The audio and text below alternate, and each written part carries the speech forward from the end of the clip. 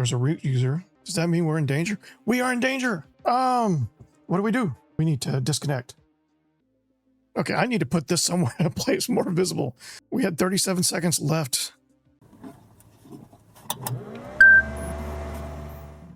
Ever since my HackHub series took off, one game kept showing up in the comments more than any other, GreyHack. I actually played this once when it first launched in early access, and then I never really came back. That was 9 years ago. So today, I finally came back to see what GreyHack had become. And very quickly, it became clear that this is a very different kind of hacking game. It feels older, rougher, and a lot more adversarial than something like HackHub. The tools feel more old school. The process is slower. And once I actually started pushing into real targets, the game pushed back. So this first session did not go the way I expected. But honestly, that may be the most interesting thing about it. Because instead of giving me a clean early win, GreyHack immediately started showing me what kind of game it really is. All right, so let's just get started.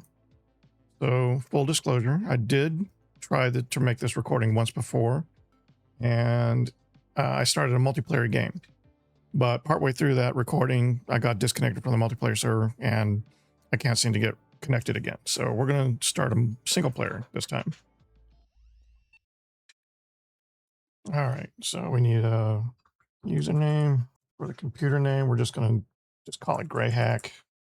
Password. When you're playing games like this, it's always best to go with some sort of basic, generic, impersonal password that has no meaning to you, especially something that has no similarity to the real passwords that you use on real things, just for that added sense of somebody playing this game, especially in multiplayer, and learning more about you than maybe you want them to in real life. All right, so for some reason we're not getting the tutorial anymore. That's fine. We'll just go without the tutorial. I don't think you guys want to have to sit and go through like, this is what a terminal is, this is what a file explorer is. I didn't finish the tutorial in the previous recording, but I think I gained enough from it to understand just the overall flow. So I think what I'll do for this video is I'll just follow the HackHub playbook that we use to kind of do a direct comparison. So the first thing to point out is we're using Airmon, Airplay, and Aircrack and IW list. So that's very telling. This game came out in early access back in 2017. So we're going back almost 10 years as a point of reference to the state of hacking as of the time of this game's development. But if we're using Airmon instead of like Airmon NG, we're using IW list instead of say IW, then that means we're going back at least another 10 years or so as far as when these tools might have still been relevant.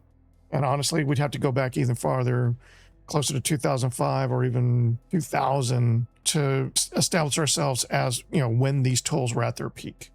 But this is the process that we're following to get ourselves onto the network. Let's just go in the sequence that they show us. Airmon shows you the name of your interface. And right now we're in monitor mode false. So we need monitor mode to be true. So Airmon is a monitoring tool for your wireless interface, and it allows you to control the monitor mode. And we're going to set it to true. Airmon start WLAN 0. My bad. Okay, now it's set to true. All right, now we can use IW list. IW list is from the late 90s. That's when the 802.11 standard really hit the masses. And so IW list and the Linux wireless extension were written for that era. These were the first software suites to add a widely adopted wireless interface support into Linux. And these would hit their peak probably around 2000 to 2002, where they would remain on top until probably around 2005 or later, when they were finally replaced by IW and Airmon, Airplay, and Aircrack-NG, the next generation versions of those software.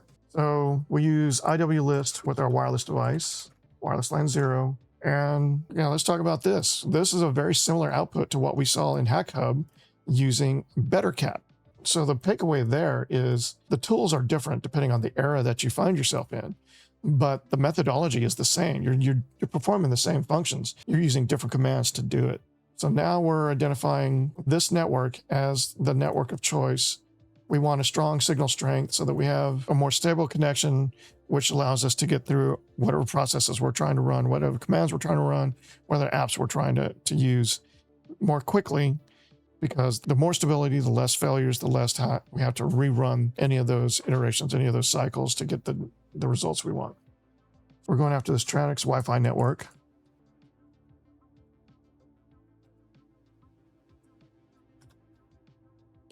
We need the BSID for that.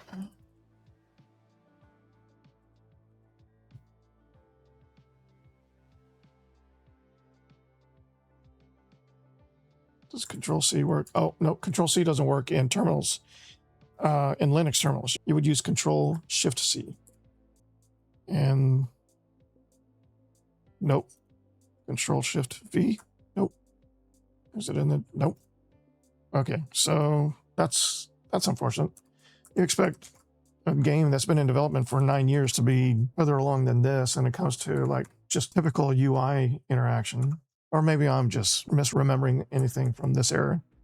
And I could be wrong about the era. I could be wrong about the environment that we're in. All right, so now that we know the BSID that we want to go after, now we use AirPlay. This is similar to the Wi-Fi deauth method that we used in BetterCat. Very similar goal, but a different way to get there. So what we're going to do is we're going to target this 70. All right, and then the ESS, or the ESS ID is Tranix. Okay, so a little bit different of an output than I expect, but this is still largely what I expected. We are sending what we call remnant signals and structured signals out into the air using our wireless adapter. We are targeting this BSSID, which is basically the hardware address of the network adapter that is controlling that ESSID Tranix. And you can have multiple networks coming from the same network adapter. We're only concerned with this one. We're basically overloading the router and forcing it to work harder across all of its signals, including the legitimate devices on the network. So if we capture enough of those legitimate signals, we should have enough information to create our own unencrypted version of the password. Now, I think the game tells you, so it tells you want about 7,000 for a good signal strength, and I don't know what a good signal strength is, but we're over 10,000 now, so we're good to go. Next, we need to Control-C to exit the application. And then it drops the saved data into a cap file, which you can then use aircrack on. And I think it's just saved in the folder we're in. So we're in the home folder for Archeagus. And I don't know about that. It shouldn't happen this fast. If we're as early as we are, and I can show you another way, settings. Yeah, this is something else the tutorial shows you. This is your hardware when you're starting out. We have a generic motherboard with an old KGA socket, an empty GPU slot. We've got 2 PCI slots. I think I only had one on my multiplayer game. 1 memory card slot. That's a DDR1 with 128 megabytes of memory. Okay, so we have our password. It is ANDMA. And now we're connected. And if we just keep following the HackHub playbook, we need to set up email account and a bank account so we can start taking work. So we're going to go to mail. Oh, this is interesting. So we have multiple mail services to choose from. As a hacker, I would personally avoid this top result. For the same reason, I would avoid the last one on the list. So that leaves these 3 options. And since these all appear to be procedurally generated, I have no other data to base my selection on. All right, so we're going to go to email services. We're going to go set up our name. Again, I wouldn't use a name that means something to you in the online game, but for the single player game, it's whatever you want. I'm using generic passwords no matter what. Create account. Okay, open your mail client to access to your account. Okay, this is also telling me early 2000s because we're not using web-based email. We have to go to mail client to access our email. All right, but we want to set up a bank account too, right?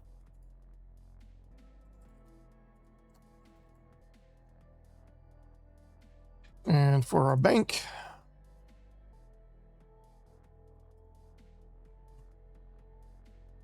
this is interesting. I don't remember there being so many banks online that All right, early 2000s. Yeah, in the early 2000s, I was still driving to the bank. I didn't check my accounts online until much later. But I'm going to follow the same process. I'm going to pick one of these non-first or last ones. Okay, so it does have a web portal. That's interesting. All right, GPN 40. Do I need to? I can't highlight that. So if I go to login, oh, I can highlight it there. Okay, we have a balance of 0. February 3rd, year 2000. All right, so that does clear things up. We are in the year 2000. IW list is at its peak. Okay, that makes a lot more sense. I'm happy. I'm happy that that's the case. So if we were someplace after 2010, I'd be a little bit less optimistic about the game. All right, that does set a lot of expectations about how we're going to be doing things. In 2000, there's no Metasploit. Metasploit doesn't come out until later in the 2000s, so you don't have a portal that you can use to launch your exploits from. You have to go to like Usenet or to various hacker forums and different internet sites and deep web sites to get your exploits. You have to get them locally to you in some cases, and in other cases you have to find a way to get them onto the machines that you're trying to crack or to exploit, because they don't run from an online portal like Metasploit. So that's the first real big difference we should see in this game compared to HackHub. So let's get started. We got an email here. I'm watching you. I've been watching you for a while. I think we can do business together. Visit my website at 130.9749.8. Okay, that's copied to the clipboard. Let's go to the browser again. Now, I bet if we search for this, yeah, it's not going to return anything. So this is on the normal internet. It's not a deep website, but it's not an easy to find site either. So, oh, well, that. So yeah, so that's, this is the only way we can remember that. And I should have done that for my bank and saved that. There we go. Okay, so that's good. Now we can go to this site. It's a unlisted access node for HackShop. I mean, it's hard not to make the comparison to HackHub, but this is very much like what you would see in the year 2000, just like what we saw for the email and the bank sites. Those are some very basic forum style website. So this menu site, we've got tools. We've got admin monitor.exe. That's important. It monitors all the networks to which the user is connected, notifies if any administrator is active on the network. That is really good. Oh, we don't have any money right now. Number of coupons that you can also use to purchase this item. If I'm reading that right, we have 10 coupons already. So I should be able to buy this? Yes. All right. We're going to save it in our downloads. Actually, I want to test something here. Can I run File Explorer? It looks like I can. Okay. We have admin monitor. Can I run that? No. I need to go to my downloads. And now I can run admin monitor? Yes. Okay, so let's go into File Explorer. How far out can we go? Okay, so we're already up to the root. Each of these is a command we can use from the terminal. Group add, group delete, groups, FTP, kill, IW list, IW config, IF config, link. I'm assuming that's a link for creating hard links. That's interesting. This is very realistic to what you would see in a Linux install of that era. All right, so I'm going to go to user. Yep. All right, so anything we run here or anything in this folder, we can run from anywhere. Oh, this is interesting. Okay. Okay, I'm getting distracted. So yeah, so anything in the user bin folder, you can run from anywhere in your system. So to that end, we are going to go to our downloads folder. We're going to take admin monitor. We're going to, well, we can't cut it, but we can copy paste.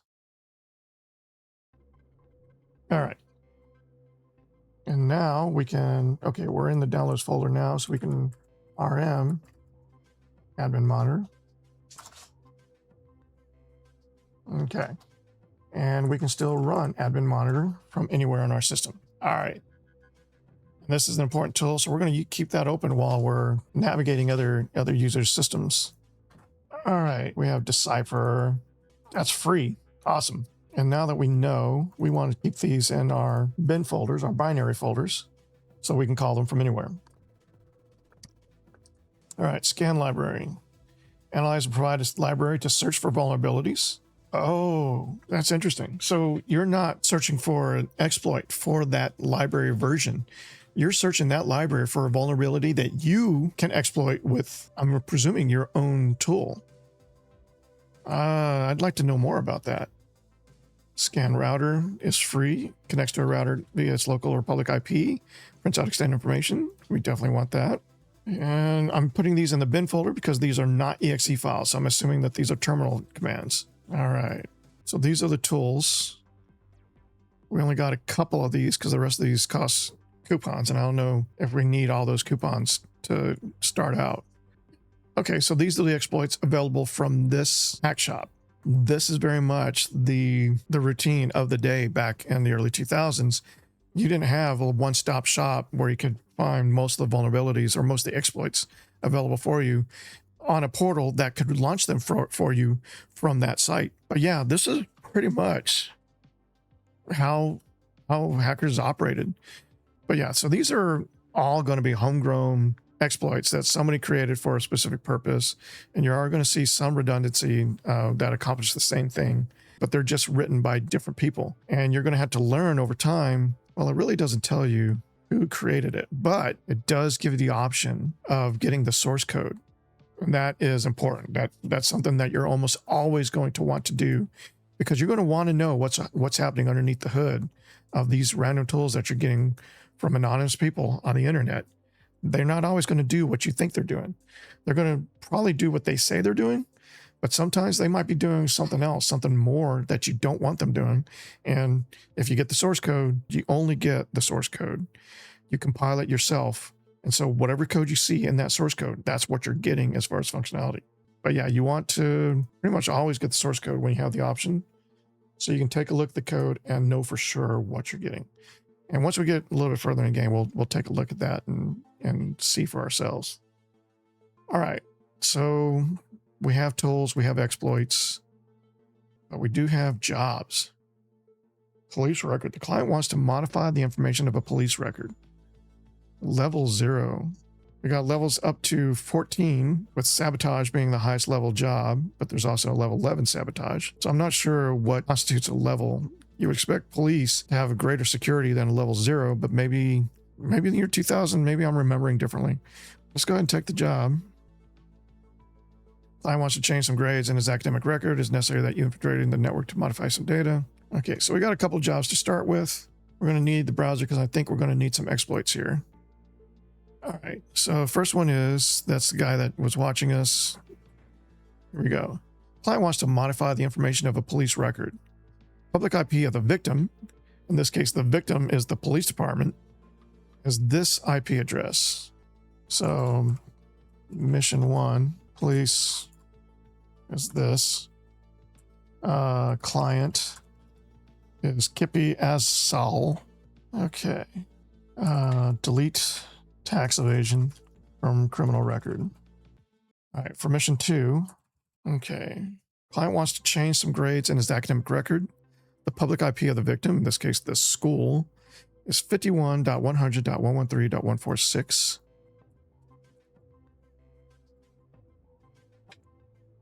The local IP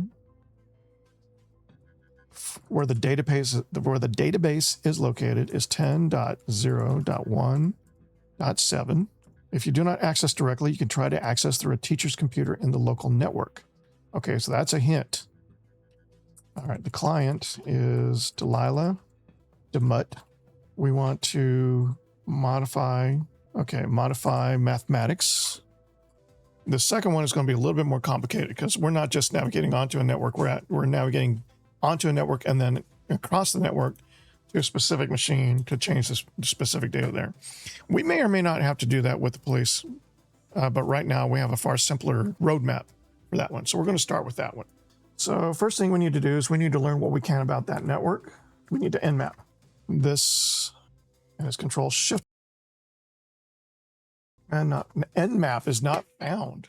We don't have nmap. There's nmap in year 2000. Neural commands. That's true. I don't remember seeing nmap when I was looking at the bin folder. That's unfortunate. Oh wait, they do have nmap. This program is not installed by default, and it must be obtained from external sources. Okay, what is this? Wait. All right, if param_lang is not equal to 1 or param0 is h. So if you're calling nmap with the h or help or without sending in any data, then exit with command info nmap usage. So it exits and it runs a command info. So the first one checks to see if you're calling an IP or you're calling for help. If you're not calling an IP, then it tells you how to use nmap. If the IP is not valid, it'll say it's not a valid IP address. And if you don't have access to the internet yet, it'll tell you you have no internet access. All right. So then if the IP address is 127.0.0.1, then this is your local address. It's your local machine. It then translates that into an actual IP address on the network, gets the router. So there must be some includes here that I'm not aware of because it's calling this get router and this command info program without declaring them or running them, not that I see. So there's got to be some sort of built-in libraries that I'm not clear on. And that might be this IPT client. No, these are different parameters. String, repository address, opt int port 11542, add the repository address in the sources text file. Oh, that's interesting. So that means our apt-get is more flexible and comprehensive than what we saw in HackHub. So in HackHub, you only have the install option. Oh yeah, so, okay. So in HackHub, you only have the install option. You can only install certain things that are available to you. Here, this is much more open-ended. This is much more realistic. So you can't just install any program you want. You have to install the program from a repository that is available to you or that you're connected to, that you're aware of. So this is very limited until you gain access to additional repositories like our first Hackstop. So this should be a repository of its own. You might be able to just add this. Let's see if we can do that. Control-Shift-V. Repository added successfully. Launch apt with the update option to apply the changes. Okay, so now we have to update our sources.txt with the data from the new information. Very good. Now, let's apt-get show and Control-Shift-V. We have, oh. So I wonder if we can add these, install these for free. For instance, I want to apt-get install Metaxploit. So, okay, now let's go back to the tools. We still have 9 coupons left. We only used 1 coupon before. So I guess the repository is an alternative way to get access to stuff that you don't want to pay for. So if we look at here, we got crypto.so, we got 9 coupons, but we can get and install it.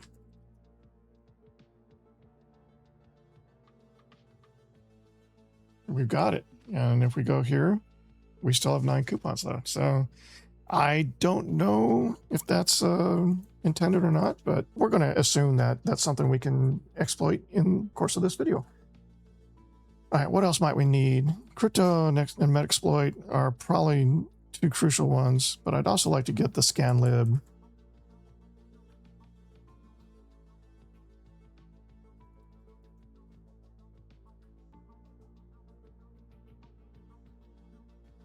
Well, that's a pretty beefy program. That's a long time to get 6.4 megabytes, though. That shows you how poor my hardware is right now. You get install scan router. All right, where's it putting these? So it's putting them in the binary folder for us automatically. That's good. That's good to know. Okay, I keep getting distracted. So we have nmap here. Build code and save binary program. That's what we want to do. So we want to go up to the binary folder. We're going to call it nmap. And now we have our own copy of nmap. And honestly, for Circa 2000, this is what you're doing.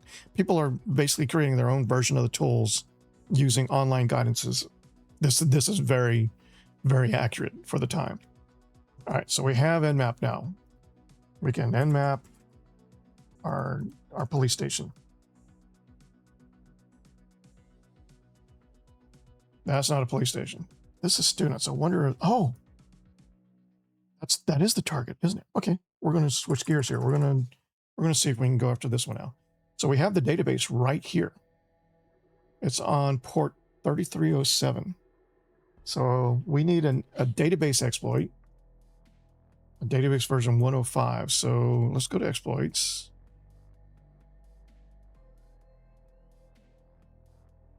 We need a database exploit, a DB or SQL. That's what we want. We want a database SQL version 1.05. All right, get access to a shell. Guest access. I don't think guest access is what we want. Access to a shell. Non-root user. Required guest user logged in the computer. Root user logged in the computer. All right.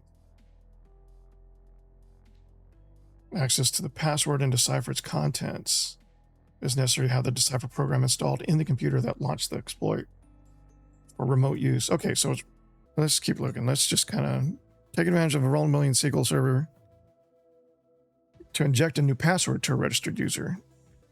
Okay, so for what we see 4 ports routed to this PC from the router. So this fulfills all requirements. Take advantage of a vulnerability in the SQL service to inject a new password to a registered user, but we don't know the registered users yet. Maybe we start with SMTP. Okay, so let's go back to, let's look for an SMTP version 2. We're going to have a lot to choose from. That's not bad. Okay, get access to a shell. Okay, so this gives us guest access to the PC, and we've already got the requirements for it. Okay, so can we get this with apt.dead? Nope. It might not work with exploits. It might only work with tools. All right. But, you know, we saved enough coupons. We can risk a few. Let's get the source code. Let's buy it. Set is going to be actually, we don't want the source code in binary folder. We're going to put it in a source folder in our downloads. And this is set. It's a remote SMTP 102 exploit. Save.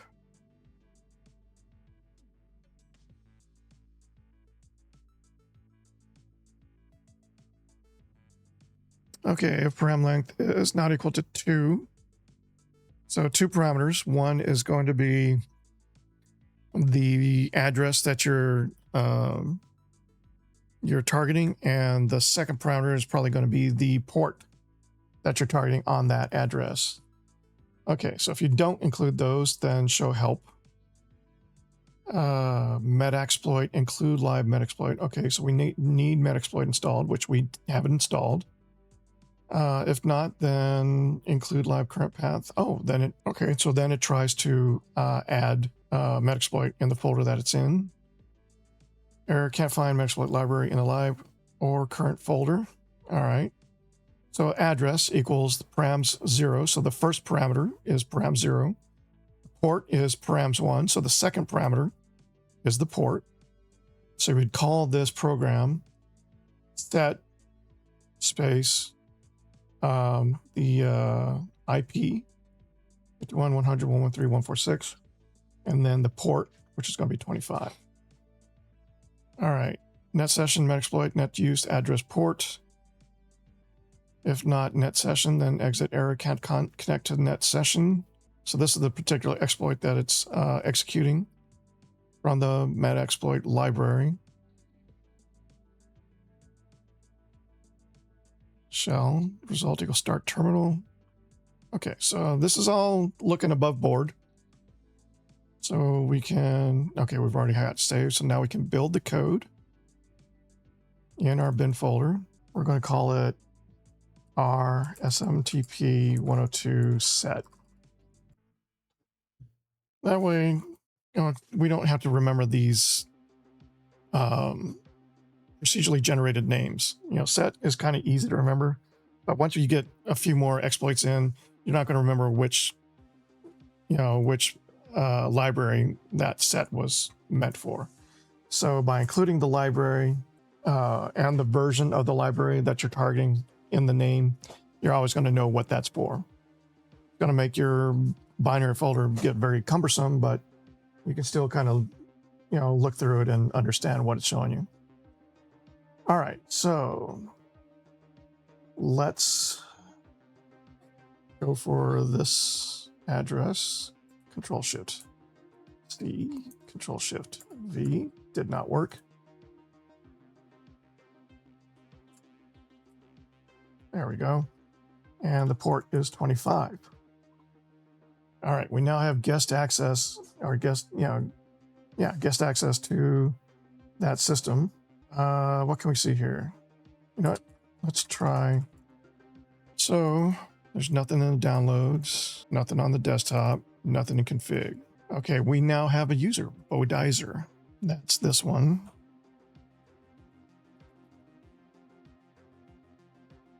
So that's something we can use. Let's see, is there anybody else on this system right now? There's a root user and he's doing a D session. Does that mean we're in danger? We are in danger. What do we do?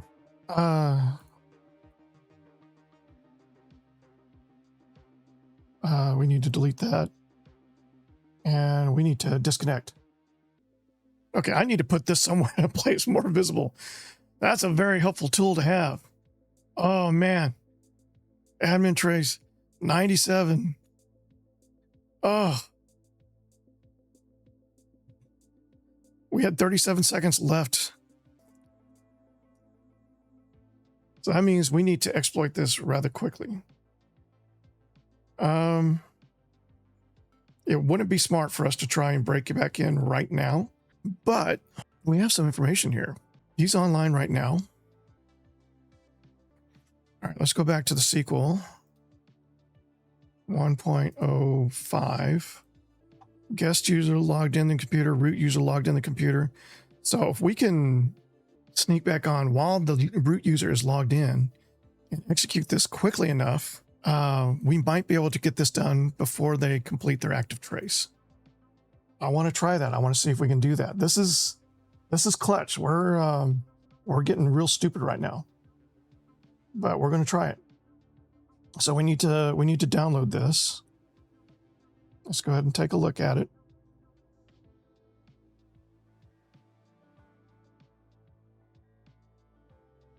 This is remote SQL 105. Okay, and then we need to go. We should have everything we need to get on there and do what we need to do. All right, that's this terminal. Now, if I'm right, once this terminal connects, this terminal would be on that system. And then we will want another terminal. All right. So this is going to be the remote terminal. This is going to be the local terminal. first we want to check our source code. We haven't actually made it yet. So we're going to, or did we already open it? I think we already opened it. Yeah. Just quick glance.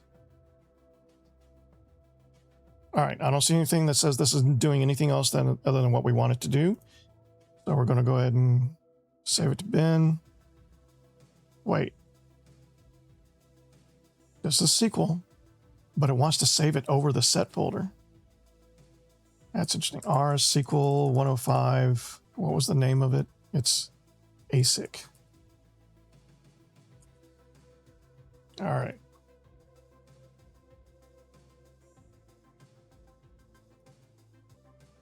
Okay, so this is going to be R SQL 105 ASIC. It wants the IP address and the port. So that's going to be for students 3307. Okay, so we're ready to run that. All we have to do is hit enter once we have our guest account reconciled. So, okay, we're going to do that. All right. Admin started a trace. We're going to do this. No guest user found? What? We're guest, right? Okay, that didn't work. All right, well, let's go back into File Explorer. Let's wipe our activity. I guess, do we want to delete that? I think we do. Yeah, it's already disconnected, so there's not going to be any other entry there. All right, now we can exit. Close that, exit. We might have to change networks later because we're leaving a lot of activity on that system. All right, we're going to switch tactics. We're going to go after the police.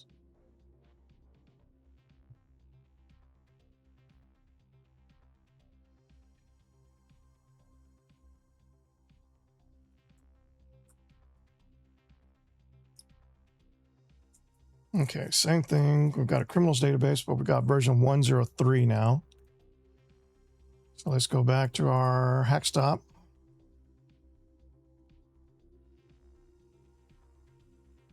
SQL 1.0.3.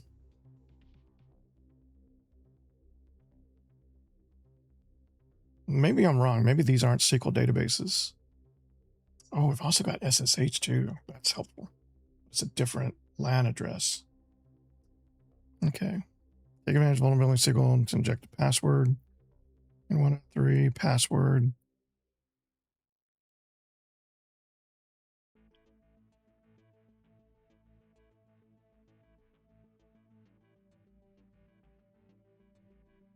Get access to a shell. That's guest access. We might need that, but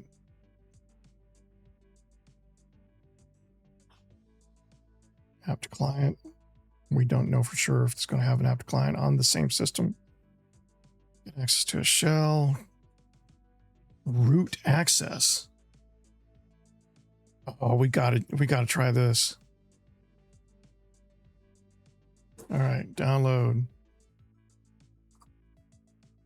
R SQL 103 root. Okay, and then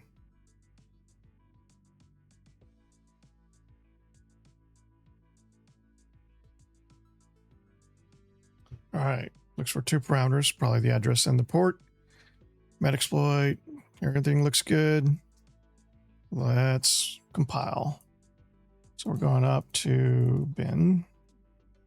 And this is R SQL 103 root. And then that crazy ass name, huzzah. or Z3. All right. Save that. And let's give it a shot. Okay, R SQL 3 root huzzah. Add address 3306. Wait, I thought it was supposed to give us root access. Looks like we're okay right now. Well, there is a user, Wengus. It says they're running a D session, but they're not. They don't appear to be an administrator and tracing us. All right, what do we got? Let's go to File Explorer. Downloads, nothing. Desktop, nothing. Config, nothing. We got Ruma and Wengus on the police.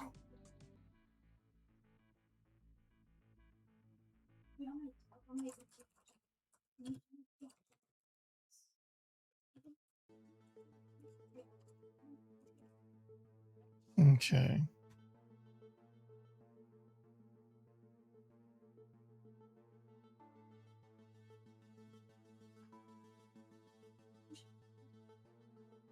Nothing stands out.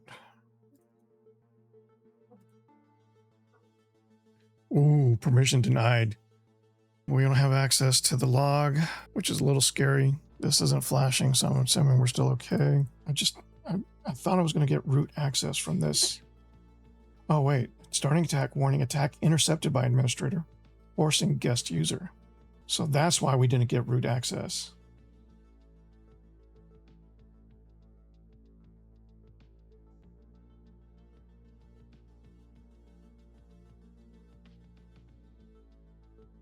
All right. So we need another tactic here. So they're not coming after us, but they are administrator. Wengus is an administrator. But they aren't actively tracing us right now. So we've got a little bit of time, it looks like. What we need is an email address or... Let me try something. Let me open another terminal again.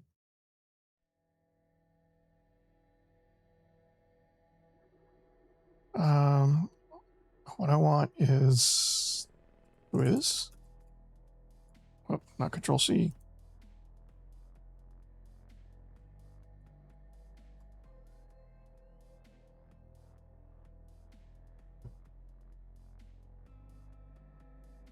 Okay, so we have an email contact now.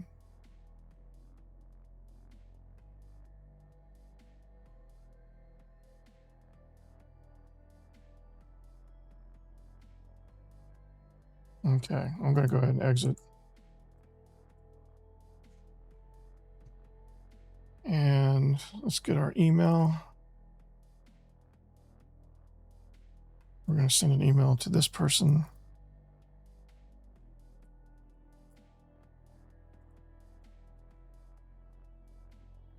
Can't paste. All right. Estebacha. Lapo. Kuchich. Wijij. Info. All right. Login entries. Hello, I'm Ruma.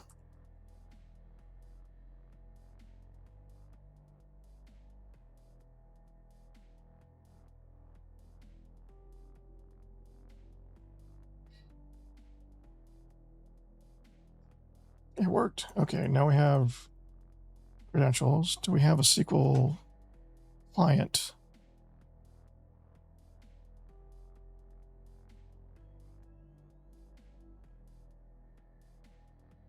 Okay, Ruma. Chess. And that is Estebacha.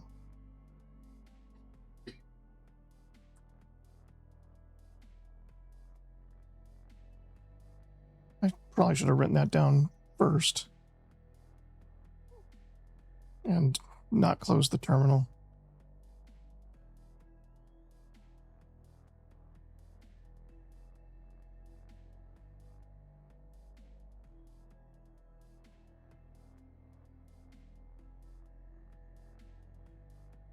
So it shows from me, but it doesn't show to who. So I can't get the email back. All right. Well, it was Estebacha, whatever. Now the question is, do we have a SQL client?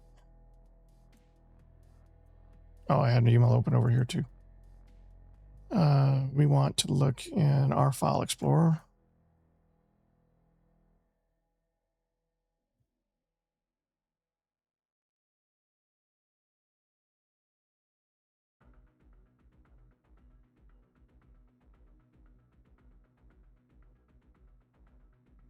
Nope.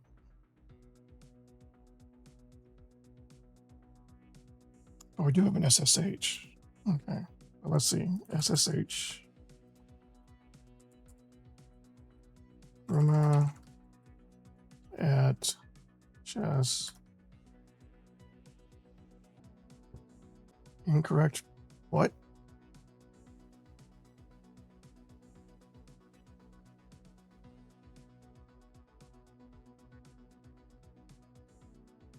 Okay, that can mean one of two things. The connection failed using SSH. I don't see a SQL command, unless I'm missing one that we're supposed to download or acquire elsewhere. Now, I've been going at it over an hour and a half in this session. I know we haven't really gotten very far compared to where we would have been by this point with HackHub, but I see that as a good thing. I mean, yes, we're going back almost 30 years to get a lay of the land of what hacking was like in the year 2000, as opposed to what we get from HackHub, which is much closer to what you see today. That being said, the success rates of the methods that we're using are pretty much the same. We're just using more modern versions of the same tools in HackHub compared to what you're seeing here. So you're still learning the same methodologies, the same skill set. You're just doing it in a different era where you're using a different set of tools and a different landscape to get those tools from. We're in the Wild West at this point. We don't have luxury, very comprehensive repositories and integrated frameworks like we have with Metasploit today that allows us a one-stop shop to find an exploit and to execute it from the same portal without having to do a lot of extra work on our side. So, GrayHack did not give me the clean first session I expected. But honestly, that may be the most interesting thing about it. This feels less like a guided hacking fantasy and more like a slower, more adversarial systems game that expects you to earn your way forward. So if you'd like to see me come back and push deeper into GrayHack, let me know. My name's Archeagus. Until next time, be safe.